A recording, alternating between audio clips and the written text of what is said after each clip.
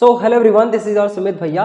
सो हम पढ़ रहे हैं क्लास 10th साइंस का chapter number 1 that is chemical reactions and equations. और ये वीडियो इस चैप्टर का लेक्चर नंबर 2 है। इससे जो पहला वीडियो था वो इस चैप्टर का लेक्चर नंबर 1 था। और लेक्चर 1 में हमने कुछ टॉपिक्स इस चैप्टर के कवर कर लिए थे शुरुआत के। और जो लास्ट टॉपिक हमने करा था वो था बैलेंसिंग ऑफ केमिकल इक्वेशंस, जिसमें हमने कुछ क्वेश्चंस प्रैक्टिस करे थे बैलेंस करने के। तो आज हमें उसके आगे से ही कवर करना है। आप देख सकते हो नोट्स में जो हमारा आज का टॉपिक होगा वो उसका नाम है टाइप्स ऑफ केमिकल रिएक्शंस। और ये हमारे चैप्टर का काफी इंपॉर्टेंट टॉपिक भी है।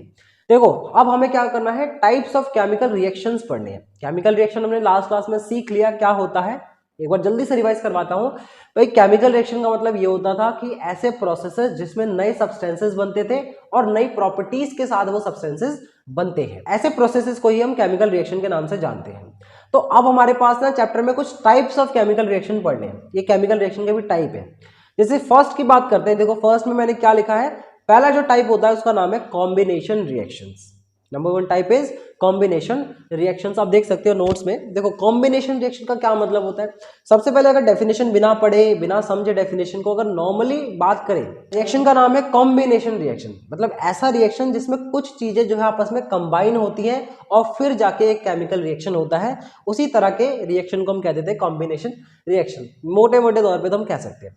देखो इसकी डेफिनेशन क्या कहती है कि दोज रिएक्शंस इन विच 2 और मोर substances combine to form a single substance are called combination reaction। मतलब ऐसे रिएक्शन जिसमें दो या दो से ज्यादा सब्सटेंसेस आपस में कंबाइन होते हैं, आपस में जुड़ते हैं ताकि एक सिंगल सब्सटेंस मिल सके हमें, वो कहलाते हैं हमारे कॉम्बिनेशन रिएक्शंस। अब हम एग्जांपल्स लेते हैं, एग्जांपल से हमें और समझ आएगा। फर्स्ट एग्जांपल मैंने लिया है कि magnesium and oxygen combine when heated to form magnesium oxide. कि मैग्नीशियम और ऑक्सीजन आपस में कंबाइन होते हैं जब उनको हीट किया जाता है और उसके बाद एक नया प्रोडक्ट मिलता है हमें, that is magnesium oxide. So basically यहां पर हम ध्यान से देखें तो दो चीजें आपस में कंबाइन हो रही है। एग्जांपल में क्या लिखा है, मैग्नीशियम एंड ऑक्सीजन कंबाइन हो रहे हैं। तो इसी वजह से ये कॉम्बिनेशन रिएक्शन का एग्जाम्पल है। इसकी इक्वेशन देख सकते हो आप, 2Mg प्लस में O2 और एरो के ऊपर मैंने लिखा है कॉम्बिनेशन। और राइट साइड पे हमें जो प्रोडक्ट मिला है उसका नाम है 2MgO यानी कि magnesium oxide. Here magnesium and oxygen are combining to give one single product that is magnesium oxide. मैंने नीचे लिख भी दिया है कि यहाँ पर हो क्या रहा है, यहाँ पर मैग्नीशियम और ऑक्सीजन दो चीजें हैं जो कि आपस में कंबाइन हो रहे हैं और उसकी वजह से एक नया प्रोडक्ट हमें मिल रहा है that is magnesium oxide. So that's why this is an example of a combination reaction because two things are combining here, that is magnesium and oxygen. Next बात करते हैं सेकंड एग्जांपल की। सेकंड एग्जांपल आपके पास notes में देख सकते हैं, quick lime reacts with water to form slaked lime. ये बहुत इंपॉर्टेंट एग्जांपल है और आपकी एनसीईआरटी बुक में भी सेपरेटली यहां पर डिस्कस किया गया है। कहता है कि हमारे पास जो क्विक लाइम होता है ना, वो वाटर के साथ रिएक्ट करता है और रिएक्ट करने के बाद हमें एक नई चीज मिलती है जिसे हम कहते हैं स्लेक्ड लाइम। तो बेसिकली यहाँ पर हम कुछ बात समझते हैं। देखो क्विक लाइम को हम बेसिकली बोलते हैं कैल्शियम ऑक्साइड। उसका साइंटिफिक जो नेम होता है हम उसको बुलाते हैं कैल्शियम ऑक्साइड और उसका जो फॉर्मूला है वो है CaO, जैसा कि आप देख सकते हो। तो ये हमारा क्विक लाइम है, प्लस हमने इसमें मिला दिया H2O यानी कि वाटर मिलाया। तो क्विक लाइम को जब हम वाटर में मिला देते हैं तो हमें एक नई चीज मिलती है दैट इज CaOH ब्रैकेट के बाहर 2। ये कहलाता है कैल्शियम हाइड्रो ऑक्साइड और यही होता है हमारा स्लेक्ड लाइम। साथ ही साथ आपको देख सकते हो प्लस के बाद मैंने हीट भी लिखा है और यहाँ पर इस रिएक्शन के दौरान हीट भी निकलती है। ठीक है, अब नीचे मैंने आपको सुनने के लिए कुछ लिखा है। देखो क्या लिखा है, सुनो, this solution of calcium hydroxide is used for white washing the walls. देखो ये जो कैल्शियम हाइड्रोक्साइड का जो हमें सॉल्यूशन अभी मिला है ना इस रिएक्शन में, ये सॉल्यूशन जो है हमारे घर की दीवारों को व्हाइट वॉश करने के लिए काम आता है। ये इंपॉर्टेंट क्वेश्चन बनता है यहाँ से कि कैल्शियम हाइड्रोक्साइड का क्या काम है। तो कैल्शियम हाइड्रोक्साइड का सॉल्यूशन हमारे घर की दीवारों को व्हाइट वॉश करने के लिए काम आता है। This solution when applied to the walls react slowly with the carbon dioxide gas present in the air.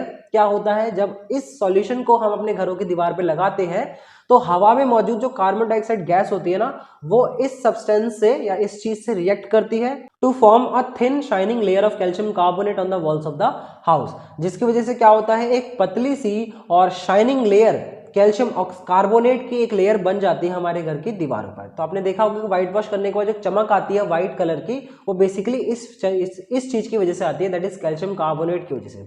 तो यहाँ पर जो रिएक्शन हो रहा है उसके लिए भी हमारे पास एक इक्वेशन है दैट इज CaOH2 यानी कि कैल्शियम हाइड्रोक्साइड में जब कार्बन डाइऑक्साइड गैस CO2 का रिएक्शन हुआ तो हमें मिला CaCO3 और ये है कैल्शियम कार्बोनेट, जिसकी वजह से वो व्हाइट चमक हमारी दीवारों पर, घर की दीवारों पर आती है। प्लस में यहाँ पर H2O यानी कुछ वाटर के मॉलिक्यूल्स भी हमारे पास देखने को मिलते हैं वेपर्स की फॉर्म में। ठीक है, ये हमारा कंप्लीट एग्जाम्पल नंबर 2 हो गया कंप्लीट। तो यहाँ पर आप ये जो पूरा एग्जाम्पल है इनमें सारी बातों को ध्यान रखना, ये पूछ सकता है आपसे। कॉम्बिनेशन रिएक्शन के थर्ड एग्जाम्पल की बात करते हैं। इसमें लिखा है hydrogen burns in oxygen to form water. देखो एक एग्जांपल क्या लिया है मैंने कि अगर हम हाइड्रोजन को ऑक्सीजन की प्रेजेंस में बर्न करते हैं तो हमें मिलता है वाटर। तो यहाँ पर हो क्या रहा है, दो चीजें आपस में कंबाइन हो रही है, दैट इज हाइड्रोजन और ऑक्सीजन। लेफ्ट हैंड साइड पे आप देख सकते हैं 2H2 प्लस में O2 यानी दो चीजें कंबाइन हो रही हैं, और राइट हैंड साइड पे एरो के बाद हमें 2H2O वाटर मिल रहा है, एक सब्सटेंस। सो ये इसी वजह से क्या है, कॉम्बिनेशन रिएक्शन का एग्जाम्पल है। नेक्स्ट एग्जाम्पल भी आप पढ़ सकते हो, हाइड्रोजन जो है क्लोरीन के साथ कंबाइन होता है तो हमें हाइड्रोजन क्लोराइड मिलता है, यानी कि H2 प्लस में Cl2 gives 2HCl, that is hydrogen chloride. तो कॉम्बिनेशन रिएक्शन में हमें यही याद रखना है कि कॉम्बिनेशन रिएक्शन वो रिएक्शंस होते हैं जिसमें कोई भी दो सब्सटेंसेस आपस में कंबाइन होते हैं, जिसकी वजह से एक नया सिंगल प्रोडक्ट हमें मिलता है। एग्जांपल्स मैंने सारे इंपॉर्टेंट एग्जांपल्स आपके साथ डिस्कस कर लिए। बात करेंगे एक दूसरे तरह के केमिकल रिएक्शन की, और इस केमिकल रिएक्शन का नाम है डीकंपोजिशन रिएक्शन। बहुत ही इंपॉर्टेंट है और इसमें आपको कई टाइप्स भी पढ़नी पड़ेंगी। कहता है कि those reactions in which a single compound splits up or breaks into two और more simpler substances are known as decomposition reaction. देखो डीकंपोजिशन रिएक्शन जो है ना वो कॉम्बिनेशन का बिल्कुल उल्टा होता है। उल्टा कैसे, कॉम्बिनेशन में क्या होता है, दो चीजें आपस में मिलती है तो एक नई चीज मिलती है। यहां पर क्या हो रहा है, एक जो चीज है वो टूट कर दो नई चीजों में बढ़ जाती है। सो उल्टा हो गया। सो डीकंपोजिशन का मतलब तो यही होता है कि कोई भी चीज डीकंपोज हो जाना, टूट जाना, बिखर जाना बेसिकली, है ना। तो बोला गया है कि वो रिएक्शन जिसमें कोई सिंगल कंपाउंड जो है वो स्प्लिट हो जाता है दो और दो से ज्यादा सिंपलर सब्सटेंसेस में, उसे ही हम कह देते हैं डीकंपोजिशन रिएक्शंस। तो मैंने आपको नीचे लिख के बोला भी है, these reactions are just the opposite of a combination reaction. इसी वजह से मैंने लिखा है कि ये जो रिएक्शंस होते हैं कॉम्बिनेशन रिएक्शंस के बिल्कुल उल्टा है। बात करें कि डीकंपोजिशन रिएक्शन भी तीन तरह के होते हैं, तो मैंने लिखा है कि decomposition reactions are of three types. Number 1 होता है थर्मल डीकंपोजिशन। बहुत इंपॉर्टेंट ये क्वेश्चन आपसे पूछा जाएगा कि डीकंपोजिशन रिएक्शन के जो तीन टाइप्स हैं उनके बारे में बताओ, और उनका एक एक एग्जांपल भी लिख के बताओ इक्वेशन की फॉर्म में। तो आपको एग्जांपल भी याद रखने पड़ेंगे। सबसे पहले बात करेंगे थर्मल डीकंपोजिशन के, ये क्या होता है। कहता है when a decomposition reaction is carried out by heating it is called thermal decomposition. बहुत ही सिंपल है थर्मल डीकंपोजिशन। जब भी कोई डीकंपोजिशन रिएक्शन करवाने के लिए हमें हीटिंग की आवश्यकता पड़ती है ना, उस तरह के हम रिएक्शन को थर्मल डीकंपोजिशन रिएक्शन बोलते हैं। देखो थर्मल का मतलब ही अपने आप में होता है कहीं ना कहीं हीट, ऐसी चीज जो कि मतलब हीट से रिलेटेड हो। तो जब भी हम डीकंपोजिशन रिएक्शन करवाने के लिए हीटिंग का इस्तेमाल करते हैं तो वो कहलाता है हमारा थर्मल डीकंपोजिशन। अब इसमें हमारे पास एनसीईआरटी बुक में काफी इंपॉर्टेंट एग्जांपल्स डिस्कस करे गए हैं, जो कि मैंने भी यहाँ पर आपके लिए नोट्स में डिस्कस कर दिए। एग्जांपल्स की बात करते हैं। पहला एग्जांपल है हमारे पास, when ferrous sulphate is heated strongly it decomposes to form ferric oxide, sulphur dioxide and sulphur trioxide. ये बहुत ही इंपॉर्टेंट एग्जांपल है, आपके एनसीईआरटी बुक में भी एग्जांपल डिस्कस करा गया है और मैंने भी नोट्स में डिस्कस करा है। कहता है कि अगर हमारे पास फेरस सल्फेट हो और उसको हम स्ट्रांगली हीट करें ना, तो वो अकेला जो सब्सटेंस है वो तीन अलग अलग सब्सटेंसेस आपको देगा। Number 1 ferric oxide, number 2 sulphur dioxide and number 3 है सल्फर ट्राइऑक्साइड। एक बार इस रिएक्शन के लिए इक्वेशन देखो। इक्वेशन में क्या लिखा है, 2FeSO4 को जब हम हीट करते हैं तो हमारे पास तीन नई चीजें मिलती है राइट हैंड साइड पे। नंबर 1 Fe2O3 जिसे फेरिक ऑक्साइड कहते हैं, याद रखना है आपको ये फॉर्मूला प्लस नाम। SO2 मिलता है जिसको कहते हैं सल्फर डाइऑक्साइड, ये गैस होता है। और तीसरी चीज मिलती है हमें SO3 जो कि सल्फर ट्राइऑक्साइड है, और ये भी एक प्रकार की गैस होती है। तो यहाँ पर हम देख पा रहे हैं कि एक इकलौता जो सब्सटेंस था दैट इज फेरस सल्फेट, जिसका ग्रीन कलर था, वो तीन नए सब्सटेंसेस में टूट जाता है, डिकम्पोज हो जाता है। और यहाँ पर हमने इस डिकम्पोजिशन रिएक्शन के लिए हीटिंग का इस्तेमाल करा। मैंने एरो के ऊपर क्या लिखा है, हीट का इस्तेमाल कर रहे हैं। तो basically this is a example of a thermal decomposition reaction. ठीक है, आगे मैंने बोला है कि in this reaction ferrous sulphate FeSO4.7H2 on heating lose water of crystallisation. क्या होता है कि इस रिएक्शन के दौरान जो फेरस सल्फेट होता है ना, मतलब कि FeSO4.7H2O, ये हीटिंग की वजह से अपने वाटर ऑफ क्रिस्टलाइजेशन के जो मॉलिक्यूल्स होते हैं ना उनको लूज कर देता है एंड फॉर्म्स डिहाइड्रेटेड FeSO4, जिसकी वजह से डिहाइड्रेटेड FeSO4 यानी फेरस सल्फेट बनता है, which on decomposition gives ferric oxide, sulphur dioxide, sulphur trioxide, जो कि डिकम्पोज होने के बाद हमें तीन चीजें दे रहा है, फेरिक ऑक्साइड, और दूसरा है sulphur dioxide that is SO2, और तीसरी चीज है सल्फर ट्राइऑक्साइड यानी कि SO3। Ferric oxide is a solid while SO2 and SO3 are gases. जैसे कि मैंने बताया था, ऊपर भी आप देख सकते हो इक्वेशन में कि जो फेरिक ऑक्साइड है वो तो एक सॉलिड है, जबकि SO2 और SO3 आर गैसेस, ये दोनों ही गैसेस होते हैं। ये एग्जांपल इंपॉर्टेंट है, याद रखना आप। एग्जाम्पल नंबर बी की बात करें तो लिखा है when calcium carbonate is heated it decomposes to give calcium oxide and carbon dioxide. मान लो आपके पास कैल्शियम कार्बोनेट हो और अगर आप उसको हीट करते हो ना तो वो दो अलग अलग सब्सटेंसेस में डिकम्पोज हो जाता है। एक सब्सटेंस है कैल्शियम ऑक्साइड और दूसरा सब्सटेंस है कार्बन डाइऑक्साइड। तो इसकी इक्वेशन क्या बनेगी, CaCO3 को जब आप हीट करेंगे तो बनेगा आपके पास राइट हैंड साइड में CaO यानी कि कैल्शियम ऑक्साइड, प्लस में आपके पास CO2 बनेगा यानी carbon dioxide. Sir calcium oxide is used in the manufacture of cement and glasses. एक यूज यहाँ पर मैंने लिखा हुआ है कि जो कैल्शियम ऑक्साइड होता है ना, इसका कई जगहों पर यूज कर लेते हैं, जैसे कि सीमेंट बनाने के लिए और ग्लासेस बनाने के लिए इंडस्ट्रीज में, फैक्ट्रीज में इसका यूज हो जाता है। तो ये यूज याद रख सकते हो आप एक नंबर के लिए। थर्ड एग्जाम्पल की बात करें, एग्जाम्पल नंबर सी, यहाँ पर बोला है कि when lead nitrate is heated strongly it breaks down to form lead monoxide, nitrogen dioxide and oxygen. जब हम लेड नाइट्रेट को हीट करते हैं स्ट्रांगली तो वो भी कुछ सब्सटेंसेस में बट जाता है, टूट जाता है, डिकम्पोज हो जाता है। वो सब्सटेंसेस क्या है, लेड मोनोऑक्साइड पहला सब्सटेंस, दूसरा सब्सटेंस नाइट्रोजन डाइऑक्साइड और तीसरा सब्सटेंस हमारे पास ऑक्सीजन। आप इक्वेशन में देख सकते हो। सो यहाँ पर भी हम डिकम्पोजिशन रिएक्शन करवाने के लिए हीट का इस्तेमाल कर लें। इसी वजह से ये जो एग्जाम्पल है ये एक थर्मल डिकम्पोजिशन का एग्जाम्पल है, इंपॉर्टेंट है। बात करते हैं दूसरे डिकम्पोजिशन रिएक्शन की। दूसरा डिकम्पोजिशन रिएक्शन है हमारा इलेक्ट्रोलिटिक या फिर इलेक्ट्रोलिसिस डिकम्पोजिशन रिएक्शन।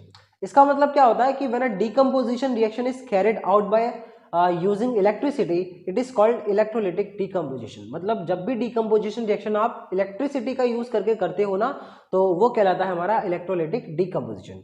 एग्जाम्पल्स की बात करते हैं। ए में मैंने क्या बोला है, when we pass electric current through water then it decomposes to give hydrogen and oxygen gas.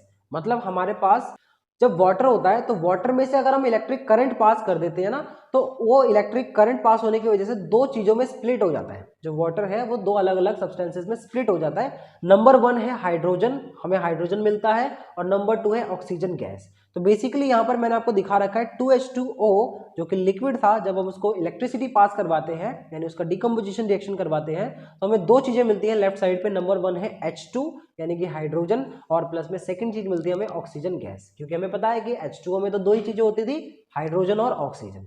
सो यहाँ पर ये जो एग्जाम्पल है ये एक इलेक्ट्रोलिटिक डिकम्पोजिशन रिएक्शन का एग्जाम्पल है। बात करते हैं थर्ड तरह के डिकम्पोजिशन रिएक्शन की। जो थर्ड तरह का डिकम्पोजिशन रिएक्शन होता है उसका नाम है फोटोलिसिस, फोटो डिकम्पोजिशन, या फिर इसको हम फोटोकेमिकल के नाम से भी जानते हैं। तीन तरह के इसके नाम है, फोटोलिसिस, फोटो डिकम्पोजिशन या फिर फोटोकेमिकल। इसका मतलब क्या होता है कि when a decomposition reaction is carried out by using light energy then it is called photo decomposition. मतलब जब भी डिकम्पोजिशन रिएक्शन करवाने के लिए हमें लाइट एनर्जी का यूज करना पड़े, लाइट यानी कि सन की एनर्जी का, सनलाइट का, हमें सनलाइट की रेस का इस्तेमाल करना पड़ता है, तो वो कहलाता है हमारा फोटोलिसिस डिकम्पोजिशन रिएक्शन। एग्जांपल्स देखते हैं। पहला एग्जांपल बोला है when silver chloride is expose to sunlight. मान लो हमारे पास सिल्वर क्लोराइड जो होता है उसको हम सनलाइट में ऐसा खुला छोड़ दें, उसको एक्सपोज कर दें, it decomposes to give silver metal and chlorine gas. तो उसका डिकम्पोजिशन हो जाता है दो तरह के सब्सटेंसेस में। नंबर 1 है सिल्वर मेटल और दूसरा है हमारा क्लोरीन गैस। आप इक्वेशन देख सकते हो। सिमिलरली बी एग्जांपल पढ़ते हैं। इसमें मैंने बोला है when we expose silver bromide to light it decomposes to form silver metal and bromine vapours. इसी प्रकार से हमारे पास सिल्वर ब्रोमाइड भी होता है, अगर हम इसको भी लाइट में एक्सपोज करके रखते हैं ना तो ये भी दो तरह के सब्सटेंसेस में स्प्लिट हो जाता है, बट जाता है, डिकम्पोजिशन हो जाता है इसका। एक है सिल्वर मेटल और दूसरा है हमारा ब्रोमाइन के वेपर्स। तो आप इक्वेशन में देख सकते हैं 2AgBr को जब हमने लाइट में छोड़ा तो एरो के ऊपर मैंने लिखा लाइट में, सनलाइट की बेसिकली बात हो रही है। तो राइट साइड में हमें दो चीजें मिल रही है 2Ag प्लस में Br2। तो यहाँ पर डिकम्पोजिशन तो हो रहा है, एक जो सब्सटेंस है वो दो सब्सटेंस में टूट रहा है, और यहाँ पर डिकम्पोजिशन करवाने के लिए हमने लाइट का यूज करा है, इसी वजह से ये फोटोलिटिक का एग्जाम्पल हो जाएगा। सो ये इंपॉर्टेंट है तीनों ही तरह के एग्जाम्पल। यहाँ पर मैंने देखो नीचे एक लाइन लिखी है, the above reactions are used in black and white photography. ये जो फोटोलिटिक रिएक्शंस होते हैं ना, इनको हम ब्लैक और व्हाइट फोटोग्राफी के लिए भी इस्तेमाल करते हैं। इसका ये यूज याद रख लेना, आपसे पूछ सकता है। बात करेंगे हमारे third main type of reaction के लिए, इसका नाम है डिस्प्लेसमेंट रिएक्शन। कहता है those reactions in which one element takes the place of another element in a compound are known as displacement reaction. ये देखो इसका मतलब बहुत ही सिंपल है। डिस्प्लेसमेंट का मतलब क्या होता है? किसी चीज को डिस्प्लेस कर देना, उसको उसकी जगह से हटा देना ही तो कहलाता है डिस्प्लेसमेंट कर देना। तो बेसिकली क्या होता है, जो एलिमेंट्स होते हैं ना, वो भी केमिकल रिएक्शन के दौरान एक एलिमेंट को उसकी जगह से हटा सकते हैं, मतलब उसको डिस्प्लेस कर देते हैं। तो इस वजह से इस रिएक्शन का नाम बन गया है डिस्प्लेसमेंट रिएक्शन। इसकी डेफिनेशन पढ़ते हैं, those reactions in which one element takes the place of another element in a compound. मतलब ऐसे रिएक्शन जिसमें कोई एक एलिमेंट जो होता है वो दूसरे एलिमेंट की कंपाउंड में जगह बना लेता है, are known as displacement reaction. ऐसे ही रिएक्शंस को हम डिस्प्लेसमेंट रिएक्शन के नाम से जानते हैं। एग्जांपल्स है हमारे पास कि when zinc metal is reacted with copper sulphate solution then zinc sulphate solution and copper are obtained. यहाँ पर ध्यान से अगर देखें तो CuSO4 हमारे पास लेफ्ट साइड में था, प्लस में हमने उसका रिएक्शन करवाया जिंक के साथ में, तो राइट साइड में हमें चीजें मिल रही है क्या? ZnSO4। देखो पहले CuSO4 था, अब ZnSO4 आ गया, मतलब Cu की जगह पर Zn आ गया। Cu क्या होता है? कॉपर, और Zn क्या होता है? जिंक। तो यानी कि कॉपर की जगह किसने ले ली? जिंक ने ले ली। तो बेसिकली हम कह सकते हैं कि जिंक ने कॉपर को उसकी जगह से डिस्प्लेस कर दिया। तो इसी वजह से इस तरह के रिएक्शंस का जो नाम है वो पड़ जाता है डिस्प्लेसमेंट रिएक्शन, क्योंकि ये क्या करते हैं? दूसरे एलिमेंट को उसके कंपाउंड में से डिस्प्लेस कर देते हैं। जो दूसरा चीज मिली है यहाँ पर वो है Cu यानी कॉपर, वो अलग हो गया। मैंने यहाँ पर नीचे लिखा है रेड पेन से, this displacement reaction takes place because zinc is more reactive than copper. जैसे मैंने बताया कि भाई जिंक जो है वो कॉपर से ज्यादा रिएक्टिव है, इस वजह से उसने उसको कंपाउंड से डिस्प्लेस कर दिया, है ना। ये चीज आपको याद रखनी है। सेकंड एग्जांपल की बात करें, कहता है when iron metal is placed in copper sulphate solution then iron sulphate solution in copper metal are form. Same यहाँ पर भी देखो क्या हो रहा है? डिस्प्लेसमेंट ही हो रहा है। हमारे पास आयरन था यानी Fe, प्लस में हमारे पास कॉपर सल्फेट का ब्लू सॉल्यूशन था CuSO4। तो जब इन दोनों का रिएक्शन होता है तो राइट साइड पे हमें मिलता है FeSO4। मतलब जो Fe है उसने जगह बना ली हमारे SO4 के साथ, जिसके साथ पहले Cu था, कॉपर था। तो यानी कॉपर थोड़ा अलग हो गया, फिर से आयरन जो है कॉपर की जगह पर आ चुका है। तो हम कहेंगे कि आयरन ने कॉपर को डिस्प्लेस कर दिया है उसको उसके कंपाउंड से। फिर से मैंने नीचे लिखा है this displacement reaction occurs because iron is more reactive than copper. ये डिस्प्लेसमेंट रिएक्शन हो क्यों पा रहा है? क्योंकि आयरन जो होता है ना वो एक ज्यादा रिएक्टिव एलिमेंट होता है एज कंपेयर टू हमारा कॉपर। इस वजह से उसने उसको कॉपर से मतलब डिस्प्लेस कर दिया उसके कंपाउंड से, ठीक है। तो यहाँ पर मैंने नीचे लिखा है this displacement reaction occurs because iron is more reactive than copper. मतलब ये डिस्प्लेसमेंट रिएक्शन हो क्यों पा रहा है? क्योंकि जो आयरन होता है ना वो एक ज्यादा रिएक्टिव एलिमेंट है एज कंपेयर टू हमारा कॉपर। कॉपर कम रिएक्टिव होता है, आयरन ज्यादा रिएक्टिव होता है। मतलब जो ज्यादा पावरफुल होता है वो कम पावरफुल वाले को दबा देता है ना, सिंपल सी बात है, ऐसे ही होता है हर जगह। तो इस वजह से यहाँ पर हमें कॉपर की जगह पर आयरन यानी कि Fe देखने को मिल रहा है राइट हैंड साइड में, ठीक है। डिस्प्लेसमेंट रिएक्शन का एक और एग्जांपल देखते हैं। कहता है when lead metal is placed in a solution of copper chloride then lead chloride and copper metal are form. मतलब यहाँ पर क्या हो रहा है? लेड मेटल को हमने कॉपर क्लोराइड के सॉल्यूशन में रखा है और उससे हमें लेड क्लोराइड मिल रहा है और कॉपर मेटल मिल रहा है। तो ध्यान से अगर इक्वेशन देखें तो CuCl2 यानी कि कॉपर क्लोराइड जो कि एक ग्रीनिश सॉल्यूशन होता है, आपको कलर भी याद रखना है, प्लस में जब हमने उसका रिएक्शन करवाया लेड के साथ में यानी Pb के साथ में जो कि एक ब्लूइश कलर का होता है, तो राइट साइड पे देखो हमें क्या मिल रहा? PbCl2 यानी कि लेड क्लोराइड मिला। तो ध्यान से अगर देखा जाए तो जो पहले कॉपर क्लोराइड था वो अब लेड क्लोराइड बन गया, यानी कि लेड ने कॉपर की जगह ले ली, है ना। कॉपर को उसने डिस्प्लेस कर दिया और जो कॉपर है वो बेचारा फिर से साइड में पीछे Cu के रूप में आ जाएगा। कॉपर रेड ब्राउन कलर का होता है।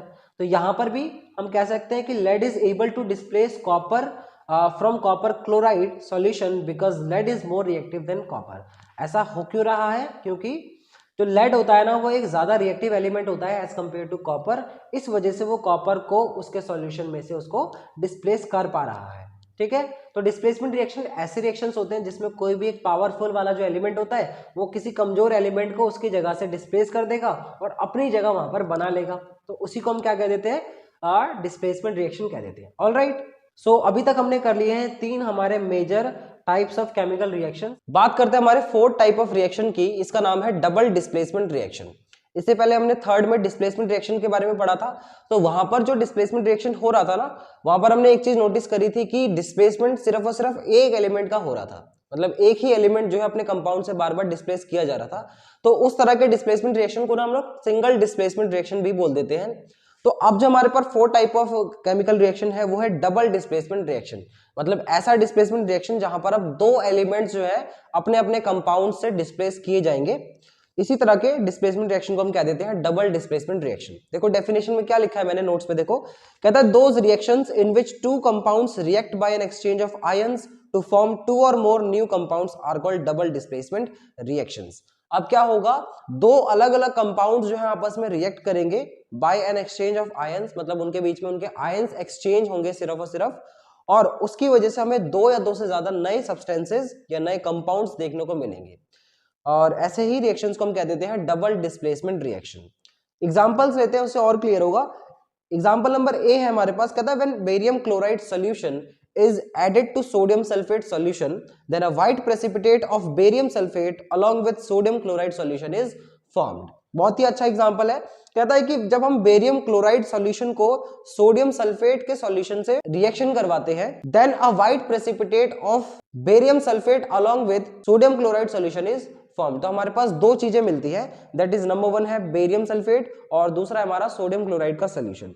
तो यहां पर इसकी इक्वेशन देखते हैं, इक्वेशन में बोला है BaCl2 जो कि बेरियम क्लोराइड था, जब उसका रिएक्शन हमने करवाया सोडियम सल्फेट के साथ यानी कि Na2SO4 के साथ, तो हमें राइट साइड पे देखने को मिलता है नंबर 1 सब्सटेंस है BaSO4 जो कि है बेरियम सल्फेट, और ये एक व्हाइट कलर का प्रेसिपिटेट है, इसके बारे में आगे डिस्कस करेंगे, इंपॉर्टेंट है ये भी। प्लस में हमें सोडियम क्लोराइड का एक सॉल्यूशन मिलता है that is 2NaCl, that is aqueous solution होता है ये। तो अगर हम यहाँ ध्यान से देखें ना, तो यहाँ पर दो अलग अलग कंपाउंड्स ने रिएक्शन किया आपस में, और उसकी वजह से दो अलग कंपाउंड्स हमें देखने को मिले हैं प्रोडक्ट साइड पे। तो यहाँ पर ये डबल डिस्प्लेसमेंट का ही केस है, जहां पर हम देख पा रहे हैं कि दो अलग अलग जो एलिमेंट्स है वो डिस्प्लेस हो रहे हैं अपने अपने कंपाउंड में से। जैसे कि BaCl2 में से हम देख पा रहे हैं जो बेरियम है वो डिस्प्लेस हो गया है, वो जो बेरियम है वो जाके राइट साइड में सल्फेट के साथ मिल गया, और BaCl2 का जो क्लोरीन था यानी Cl2 वो फिर सोडियम के साथ में मिलकर हमें राइट हैंड साइड में NaCl दे रहा है। तो इस तरह के रिएक्शन को हम कह देते हैं डबल डिस्प्लेसमेंट रिएक्शन, जहां पर दो अलग अलग एलिमेंट्स अपने ही कंपाउंड से डिस्प्लेस कर दिए जाते हैं। यहां पर एक चीज मैं इंपॉर्टेंट बताना चाहूंगा कि यहां हमने देख पा रहे हैं कि बेरियम सल्फेट नाम का एक व्हाइट प्रेसिपिटेट भी बन रहा था। प्रेसिपिटेट के बारे में हम हालांकि पहले भी बात कर चुके थे। प्रेसिपिटेट होता है एक इनसॉल्युबल सॉलिड सब्सटेंस जो कि किसी भी सॉल्यूशन के दौरान नीचे बीकर में बैठ जाता है ना, वो इनसॉल्युबल होता है। तो यहां पर मैंने कुछ लिखा है रेड पेन से, कहता है any reaction in which N insoluble solid, जिसको हम प्रेसिपिटेट बोलते हैं, is formed that separates from the solution is called a precipitation reaction. याद रखना हमेशा, कोई भी ऐसा रिएक्शन जिसमें हमारे पास एक प्रेसिपिटेशन बनता है ना, या फिर बोल सकते हैं कि जिसमें हमारे पास एक प्रेसिपिटेट फॉर्म होता है, उसको हम प्रेसिपिटेशन रिएक्शन के नाम से भी जानते हैं। तो अभी जो हमने एग्जाम्पल देखा था उसमें एक प्रेसिपिटेट बन ही रहा था, तो इसी वजह से ये जो एग्जांपल है ना, इसको हम एक प्रेसिपिटेशन रिएक्शन के नाम से भी जान सकते हैं, मतलब हम इसको बोल सकते हैं कि एक प्रेसिपिटेशन रिएक्शन का एग्जांपल भी माना जाएगा, क्योंकि यहाँ पर एक प्रेसिपिटेट बन रहा था और वो प्रेसिपिटेट था हमारा बेरियम सल्फेट जो कि एक व्हाइट कलर का प्रेसिपिटेट है। तो आपसे पूछ सकता है कि व्हाट इज प्रेसिपिटेशन रिएक्शन, तो आपको बताना है कि any reaction in which N insoluble solid substance is formed that separates out from the solution is called a precipitation reaction. The above reaction is also an example of a precipitation reaction। मैंने लिख भी दिया है आपके लिए notes में अलग से कि जो ये ऊपर वाला एग्जांपल था ये एक प्रेसिपिटेशन रिएक्शन का भी एग्जांपल है, मतलब डबल डिस्प्लेसमेंट तो है ही, लेकिन साथ ही साथ हम उसको प्रेसिपिटेशन रिएक्शन के लिए भी यूज कर सकते हैं। बात करते हैं एग्जांपल नंबर बी की। बोलता है when silver nitrate solution is added to sodium chloride solution then a white precipitate of silver chloride is formed along with sodium nitrate solution। तो यहां पर हमारे पास लेफ्ट साइड में दो चीजें हैं, नंबर 1 है सिल्वर नाइट्रेट यानी कि AgNO3, प्लस में दूसरा है हमारे पास sodium chloride that is NaCl। जब इन दोनों का आपस में रिएक्शन हमने करवाया तो हमें राइट साइड पे देखो क्या मिल रहा है, AgCl यानी कि सिल्वर क्लोराइड मिल रहा है, और दूसरा है हमारे पास NaNO3 यानी कि सोडियम नाइट्रेट मिल रहा है। यहाँ पर ये जो AgCl है ना यानी कि सिल्वर क्लोराइड, ये हमारा व्हाइट कलर का प्रेसिपिटेट है, और जब भी डबल डिस्प्लेसमेंट रिएक्शन का केस आ रहा है तो आप देख पा रहे हो कि एक व्हाइट प्रेसिपिटेट फॉर्म हो रहा है, या व्हाइट हमेशा व्हाइट नहीं होगा पर एक प्रेसिपिटेट तो फॉर्म हो रहा है, तो इसी वजह से इसको हम प्रेसिपिटेशन रिएक्शन भी बोल सकते हैं। बात करते हैं एग्जांपल नंबर सी की। एग्जांपल सी में हमारे पास बोला है if barium chloride and copper sulphate solution are added हम दो सॉल्यूशंस को ऐड कर रहे हैं, कौन कौन से, एक है बेरियम क्लोराइड का सॉल्यूशन और दूसरा है कॉपर सल्फेट का सॉल्यूशन। इन दोनों को जब हम ऐड करते हैं then a white precipitate of barium sulphate is produce, तो हमारे पास एक व्हाइट कलर का प्रेसिपिटेट जिसका नाम है बेरियम सल्फेट वो मिलता है along with copper chloride solution, और उसके साथ साथ हमारे पास एक कॉपर क्लोराइड का सॉल्यूशन भी मिलता है। इक्वेशन आप देख सकते हो, तो यहाँ पर भी एक बेरियम सल्फेट नाम का व्हाइट प्रेसिपिटेट मिल रहा है, इसी वजह से हम इसको डबल डिस्प्लेसमेंट रिएक्शन तो बोलेंगे ही, लेकिन साथ में हम इसको प्रेसिपिटेशन रिएक्शन भी बोल सकते हैं।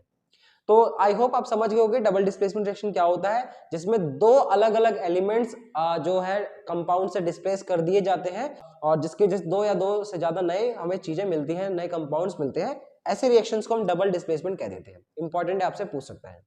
आगे बढ़ते हैं, हमारे पास नेक्स्ट टॉपिक है एंडोथर्मिक रिएक्शंस और एक्सोथर्मिक रिएक्शन। ये जो टॉपिक है ये थोड़ा सा अलग से मैंने यहाँ पर समझाया हुआ है, लेकिन ये हमारे एनसीईआरटी बुक में पहले ही आ जाता है और काफी इंपॉर्टेंट है। आपसे 1 मार्क्स में 2 मार्क्स में जो है इनकी डेफिनेशन और इनका एक एक एग्जांपल आपको एक्सप्लेन करने के लिए बोल देगा। देखो एंडोथर्मिक रिएक्शन का क्या मतलब होता है। एंडोथर्मिक नाम में मैंने लिखा हुआ है कि एंडो, एंडो का मतलब होता है कोई चीज अंदर की बात हो रही है, लेकिन किस चीज के अंदर की बात हो रही है, कहता है those reactions in which heat is absorbed are known as endothermic reaction. जितने भी ऐसे रिएक्शंस होते हैं जिनमें हीट एनर्जी जो है एब्जॉर्ब की जाती है, मतलब हीट एनर्जी को यूज किया जा रहा है या हम बोल दें कि एब्जॉर्ब किया जा रहा होता है, उस तरह के रिएक्शंस को हम कहते थे एंडोथर्मिक रिएक्शन।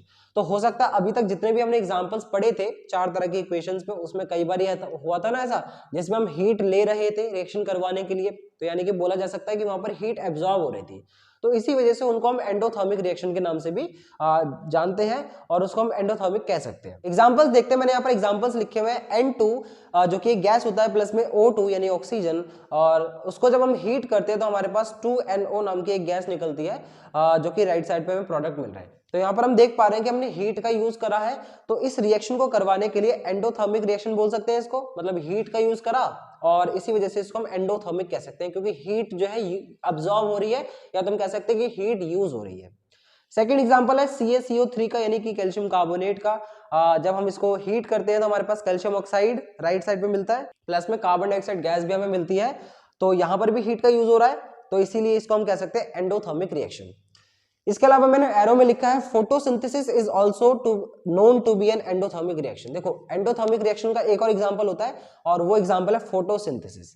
फोटोसिंथेसिस वो प्रोसेस जिसके द्वारा अपने जो प्लांट्स होते हैं वो अपना भोजन खुद बना लेते हैं, है ना, सिंथेसाइज कर लेते हैं। सो इसी वजह से फोटोसिंथेसिस में भी क्या होता है, सनलाइट जो एनर्जी है उसका यूज करते हैं, तो यानी हीट एनर्जी का यूज हो रहा है, तो इसी वजह से बोला जाता है कि फोटोसिंथेसिस भी एक एंडोथर्मिक रिएक्शन का ही एग्जाम्पल है। Also an endothermic reaction। जो इलेक्ट्रोलिसिस ऑफ वाटर हमने पढ़ा था फोटो इलेक्ट्रोलिटिक वाले कॉन्सेप्ट में, तो इलेक्ट्रोलिसिस ऑफ वाटर भी जो होता है वो एक एंडोथर्मिक रिएक्शन है, क्योंकि यहाँ पर भी एनर्जी का हम लोग यूज करते हैं, मतलब एनर्जी को एब्जॉर्ब करते हैं, जिसकी वजह से एक रिएक्शन होता है। तो एंडोथर्मिक में इतना ही आपको याद रखना है कि ऐसे रिएक्शन जिसमें हीट एनर्जी एब्जॉर्ब की जाती है और उसके बाद एक केमिकल रिएक्शन होता है, उस तरह के रिएक्शंस को हम एंडोथर्मिक कहते हैं। एक्सोथर्मिक की बात करते हैं। एक्सोथर्मिक बिल्कुल इसका उल्टा होता है। एक्सोथर्मिक में एक्सो वर्ड आ रहा है, एक्सो वर्ड का मतलब होता है बाहर की तरफ। ऐसा रिएक्शन जिसमें हीट एनर्जी निकले, एब्जॉर्ब ना होए बल्कि हीट एनर्जी निकलती है, रिलीज होती है, तो उसी तरह के रिएक्शन को हम कह देते हैं एक्सोथर्मिक रिएक्शन। डेफिनेशन पढ़ लेते हैं, कहता है those reactions in which heat is evolved या फिर released are known as exothermic reaction. Simple definition है। एग्जांपल देखो, burning of coal in oxygen is an exothermic reaction. हम जैसे कोयला जलाते हैं तो कोयला जलाने की वजह से क्या होता है, हीट भी निकलती है साथ साथ, तो वो जो एग्जांपल है एक ये एक्सोथर्मिक रिएक्शन का एग्जांपल हो जाएगा। इसके अलावा burning of natural gas is an exothermic reaction. इसके अलावा हम नेचुरल गैस को भी जलाते हैं, अगर जैसे कि CH4 जिसे कहते हैं मीथेन गैस जो होती है नेचुरल गैस, उसको अगर हम बर्न करते हैं तो हमारे पास हीट एनर्जी निकलती है। आप इक्वेशन में देख सकते हो, राइट साइड में मैंने हीट एनर्जी लिखा है। और इसके अलावा लास्ट एग्जांपल जो आपको याद रखना है वो है रेस्पिरेशन का। जो रेस्पिरेशन का एग्जांपल है ये भी एक एक्सोथर्मिक रिएक्शन के अंडर ही आता है। एक्सोथर्मिक के कैसे अंडर आएगा, देखो इसकी जो इक्वेशन है इसमें हमने क्या लिखा है, हमारे पास ग्लूकोज होता है हमारी बॉडी में, जो भी हम भोजन से खाते हैं उससे हमें ग्लूकोज मिलता है, शर्करा C6H12O6, प्लस में ऑक्सीजन जो हम ब्रीदिंग के टाइम पे लेते हैं वो ऑक्सीजन फिर इस ग्लूकोज को ब्रेक डाउन करने के लिए यूज होती है, और उससे हमारे पास राइट साइड में चीजें मिलती है। और ध्यान से देखा जाए तो राइट साइड में हमारे पास एनर्जी भी मिल रही है। तो हम कह सकते हैं कि इस रिएक्शन के दौरान भी एनर्जी निकल रही है, तो इसी वजह से रेस्पिरेशन को भी एक एक्सोथर्मिक रिएक्शन का एग्जांपल माना जाता है। पूछ सकता है आपसे कि फोटोसिंथेसिस और रेस्पिरेशन में से कौन सा एक्सोथर्मिक है और कौन सा एंडोथर्मिक है। मैंने सारे एग्जांपल इंपॉर्टेंट सारे यहाँ पर मेंशन कर दिए हैं। बात करते हैं हमारे नेक्स्ट टाइप ऑफ रिएक्शन की, और ये हमारा लास्ट टाइप है। इसका नाम है ऑक्सीडेशन एंड रिडक्शन रिएक्शन। ये भी बहुत इंपॉर्टेंट है, आपसे पूछ सकता है। देखो यहाँ पर दो तरह के रिएक्शन पढ़ने, वैसे तो इसी में दो है, एक है ऑक्सीडेशन, दूसरा है रिडक्शन। ऑक्सीडेशन का मतलब क्या होता है, इसमें दो तरह की डेफिनेशन होती है ऑक्सीडेशन के लिए। नंबर 1 पॉइंट है the addition of oxygen to a substance is called oxidation. देखो याद रखना हमेशा, अगर कभी भी रिएक्शन में किसी सब्सटेंस में ऑक्सीजन जो है ना वो जुड़ रही है, पहले ऑक्सीजन नहीं थी लेकिन रिएक्शन होने के बाद उसमें ऑक्सीजन जुड़ जा रही है ना, ऐड हो जा रही है, तो उसे हम ऑक्सीडेशन रिएक्शन बोलते हैं। इसके अलावा इसकी दूसरी डेफिनेशन ये होती है the removal of hydrogen from a substance. मान लो रिएक्शन के दौरान किसी सब्सटेंस में से हाइड्रोजन रिमूव हो जाए, ऑक्सीजन की बात नहीं है, हाइड्रोजन रिमूव हो जाए, तब भी हम उस रिएक्शन को ऑक्सीडेशन रिएक्शन बोल देते हैं। रिडक्शन की बात करते हैं, the addition of hydrogen to a substance is called reduction. बिल्कुल उसका उल्टा, ऊपर वाले का यानी ऑक्सीडेशन का बिल्कुल उल्टा है। अगर किसी सब्सटेंस में रिएक्शन के दौरान हाइड्रोजन ऐड होता है तो उसे हम बोल देते हैं कि रिडक्शन प्रोसेस हुआ। इसके अलावा इसकी दूसरी डेफिनेशन होती है the removal of oxygen from a substance. अगर किसी सब्सटेंस में से ऑक्सीजन हट रही है ना, रिएक्शन के दौरान रिमूव हो रही है ऑक्सीजन, तब भी हम उसे रिडक्शन रिएक्शन ही बोल देते हैं। ठीक है, सिंपल है यहाँ तक। आगे बात करते हैं। देखो ऑक्सीडाइजिंग एजेंट और रिड्यूसिंग एजेंट के बारे में मैंने यहाँ पर बताया है, ये आपको जब एग्जाम्पल हम करेंगे ना उससे और ज्यादा क्लियर होगा। ऑक्सीडाइजिंग एजेंट का क्या मतलब होता है, कहता है the substance which gives oxygen for oxidation is called an oxidising agent. बहुत ही सिंपल डेफिनेशन मैंने लिखी है कि वो सब्सटेंस जो ऑक्सीडेशन के लिए अपनी ऑक्सीजन को दे देता है ना रिएक्शन के दौरान, वो कहलाता है ऑक्सीडाइजिंग एजेंट। मतलब वो ऐसा एजेंट है जिसने ऑक्सीडेशन होने के लिए अपनी ऑक्सीजन को प्रदान कर दिया, मतलब अपनी ऑक्सीजन जो है ना गिव अप कर दी, दे दी अपनी ऑक्सीजन, तो इसीलिए उसको ऑक्सीडाइजिंग एजेंट बोलते हैं। या इसकी दूसरी डेफिनेशन भी याद रखनी है, the substance which removes hydrogen is also called an oxidising agent. ऐसा सब्सटेंस जो हाइड्रोजन को रिमूव कर दे किसी सब्सटेंस में से, तो वो भी एक कहलाता है ऑक्सीडाइजिंग एजेंट। याद रखना आपको इंपॉर्टेंट है। रिड्यूसिंग एजेंट की बात करते हैं। इसकी फर्स्ट डेफिनेशन है कि the substance which gives hydrogen for reduction is called a reducing agent. अगर कोई सब्सटेंस जो अपनी हाइड्रोजन को दे रहा है रिडक्शन प्रोसेस के लिए, तो वो कहलाता है एक रिड्यूसिंग एजेंट। इसके अलावा इसकी दूसरी डेफिनेशन है कि the substance which removes oxygen is also called a reducing agent. ऐसा सब्सटेंस जो कि ऑक्सीजन को रिमूव कर दे, वो भी एक रिड्यूसिंग एजेंट ही कहलाता है। ठीक है, ये आगे मैं अभी जब एग्जांपल डिस्कस करूंगा ना नेक्स्ट पेज पे, तो वहां पर आपको और क्लियर हो जाएगा ये चारों टर्म्स। अभी के लिए लेकिन डेफिनेशन आपको याद रखनी है। नीचे मैंने लिखा है कि the oxidation and reduction reactions are also called redox reaction. देखो क्या होता है, कई बारी हमें रिएक्शंस ऐसे मिलेंगे जिसमें ऑक्सीडेशन और रिडक्शन, ये दोनों ही रिएक्शन साथ साथ हो रहे होते हैं, मतलब साइमल्टेनियसली होते हैं। तो जब ऐसा होता है ना, तो उस तरह की रिएक्शन को हम कह देते हैं रिडॉक्स रिएक्शन। रिडॉक्स में जो RED है बेसिकली वो रिडक्शन से आया है, और जो OX है यानी कि जो ऑक्स है वो ऑक्सीडेशन से आया है। तो इसी वजह से रिडॉक्स रिएक्शन कह देते हैं। जब ऑक्सीडेशन और रिडक्शन साथ साथ होते हैं ना, तब हम कह देते हैं कि ये रिडॉक्स रिएक्शन का ही एग्जांपल है। आगे बढ़ते हैं। देखो मैंने यहाँ पर एग्जांपल डिस्कस करा है जिससे आपको और क्लियर हो जाएगा। एक ही एग्जांपल से आपको सारा कुछ समझ आ जाएगा इस टॉपिक के बारे में। एग्जांपल में मैंने लिया है कि when copper oxide is heated with hydrogen then copper metal and water are formed. मान लो हमारे पास कॉपर ऑक्साइड है, अगर हम कॉपर ऑक्साइड को हाइड्रोजन के साथ में हीट करते हैं तो क्या मिलता है हमें, then copper metal and water are form. दो चीजें मिलती है, एक है कॉपर मेटल और दूसरा है हमारा वाटर। तो यहाँ पर अगर ज्यादा इसकी इक्वेशन लिखे तो हमारे पास इक्वेशन में क्या आ रहा है, CuO यानी कि कॉपर ऑक्साइड, प्लस में हमने हाइड्रोजन मिलाया यानी कि हाइड्रोजन से रिएक्शन करवाया, हीट करवाया, तो हमें राइट साइड में मिलता है सबसे पहले तो कॉपर मेटल, और दूसरी चीज हमें मिलती है H2O यानी कि वाटर।